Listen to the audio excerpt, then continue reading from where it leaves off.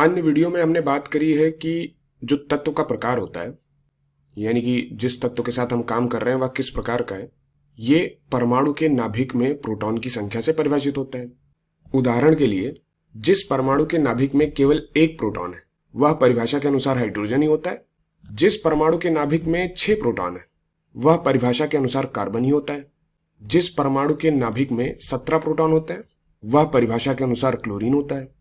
और इसलिए ये संख्याएं जिन्हें मैं तत्वों की आवर्त सारणी में घेर रहा हूं उन्हें परमाणु संख्या के रूप में जाना जाता है, लेकिन यह वास्तव में उस तत्व के परमाणु के नाभिक में प्रोटॉन की संख्या है।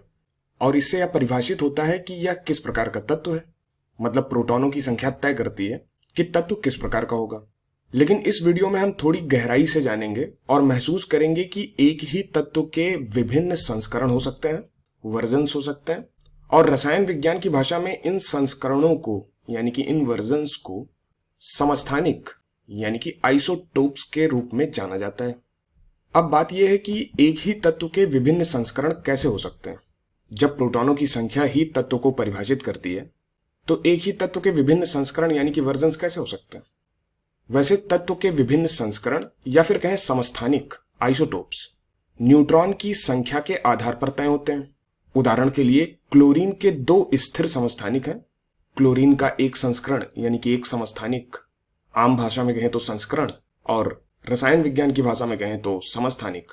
ये क्लोरीन 35 के रूप में जाना जाता है, तो इसे लिख लेते हैं। तो 35Cl, कभी कभी इसे हम क्लोरीन 35 ऐसे भी लिखते हैं। और इस समस्थानिक संकेतन यानी कि आइसोटोप नोटेशन में जो कि यहां पे लिखा है, यहां Cl के ऊपर बाईं तरफ जो अंक लिखा है 35, यह 35 अंक क्लोरीन के इस संस्करण यानी कि इस समस्थानिक में उपस्थित प्रोटॉन तथा न्यूट्रॉन की संख्याओं का योग है। मतलब क्लोरीन के इस समस्थानिक में प्रोटॉन की संख्या प्लस न्यूट्रॉन की संख्या ये 35 के बराबर है। और ये संख्या 35 क्लोरीन के इस समस्थानिक की द्रव्यमान संख्या है। तो इसमें प्रोटॉन तथा न्यूट्रॉन ये कुल मिला के 35 है। तो क्लोरीन के इस समस्थानिक में न्यूट्रॉनों की संख्या कितनी है? वैसे इसमें 17 प्रोटॉन है। और ये मुझे कैसे पता कि इसमें 17 प्रोटॉन है? ये मुझे इसलिए पता है क्योंकि इसमें हम क्लोरीन के साथ काम कर रहे हैं और परिभाषा के अनुसार इस आवर्त सारणी में उपस्थित वह तत्व जिसमें प्रोटॉनों की संख्या 17 है वह और कुछ नहीं बल्कि क्लोरीन होगा। तो जब हम क्लोरीन के साथ काम कर रहे हैं तो इसमें प्रोटॉनों की संख्या तो 17 ही होगी ना। अब बात यह कि इसमें न्यूट्रॉन कितने हैं। तो वैसे हमें पता है कि प्रोटॉनों की संख्या प्लस न्यूट्रॉनों की संख्या ये 35 के बराबर है। और 17 प्रोटॉन है तो 17 में कितना जोड़े कि 35 हो जाए, तो ये होगा 35 माइनस 17 यानी कि 18। यानी कि 17 में अगर हम 18 जोड़ें तो हमें 35 मिलेगा। मतलब न्यूट्रॉनों की संख्या 18 होगी। तो इसमें 18 न्यूट्रॉन होंगे। अब क्लोरीन का एक और संस्करण है, एक और वर्जन है जो स्थिर है, वह है क्लोरीन 37। अब इसमें कितने प्रोटॉन होंगे? तो परिभाषा के अनुसार यह क्लोरीन है, इसलिए इसमें 17 प्रोटॉन होंगे।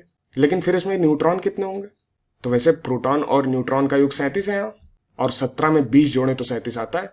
तो मतलब इसमें न्यूट्रॉनों की संख्या 20 है। मतलब इसमें 20 न्यूट्रॉन है। और इसे हम क्लोरीन 37 के रूप में भी लिखते हैं। तो आप देख सकते हैं कि ये क्लोरीन के 2 अलग अलग संस्करण हैं, 2 अलग अलग वर्जन्स हैं, और इन दोनों में प्रोटॉनों की संख्या समान है। और यही प्रोटॉनों की संख्या इन्हें क्लोरीन बनाती है। लेकिन इन दोनों में न्यूट्रॉनों की संख्याएं अलग अलग हैं। तो ये क्लोरीन के 2 अलग अलग समस्थानिक हैं। एक समस्थानिक है जिसमें न्यूट्रॉन की संख्या 18 है और दूसरा समस्थानिक है जिसमें न्यूट्रॉन की संख्या 20 है। अब आप कल्पना कर सकते हैं कि इन विभिन्न समस्थानिकों में अलग अलग परमाणु द्रव्यमान होंगे। लेकिन यहां तत्वों की आवर्त सारणी में यदि हम देखें तो यहां केवल एक औसत परमाणु द्रव्यमान सूचीबद्ध है। और यहां जो मुख्य शब्द यानी कि कीवर्ड है वह है औसत परमाणु द्रव्यमान, एवरेज एटॉमिक मास। तो जो आपको स्थिर क्लोरीन मिलेंगे उनके द्रव्यमानों का भारित औसत यानी कि वेटेड एवरेज है औसत परमाणु द्रव्यमान। उदाहरण के लिए, प्रकृति में पाए जाने वाले क्लोरीन का 75.77% क्लोरीन 35 है और बचा हुआ 24.23% ये क्लोरीन 37 है। तो इसलिए जब वे औसत परमाणु द्रव्यमान की गणना करते हैं तो वे क्या करते हैं? वे 75.77% किसका लेते हैं? ये 35Cl का लेते हैं, यानी कि क्लोरीन 35 का लेते हैं। 35Cl यानी कि क्लोरीन 35 का परमाणु द्रव्यमान जो है उसका 77.77% प्लस अब क्लोरीन 37 के परमाणु द्रव्यमान का 24.23%। तो 24.23% ये किसका? क्लोरीन 37 के परमाणु द्रव्यमान का। और यदि आप इसकी गणना करते हैं तो आपको यह संख्या मिलेगी 35.45 एकीकृत परमाणु द्रव्यमान इकाई, यूनिफाइड एटॉमिक मास यूनिट। और यदि अब मैं आपसे पूछूं कि क्लोरीन 35 का परमाणु द्रव्यमान आप कैसे पता लगाएंगे, तो क्लोरीन 35 के परमाणु द्रव्यमान का पता कैसे लगाएंगे, तो आप शायद ये कहना चाहेंगे कि यह मात्र 35 एकीकृत परमाणु द्रव्यमान इकाई होगा, 35 यूनिफाइड एटॉमिक मास यूनिट होगा।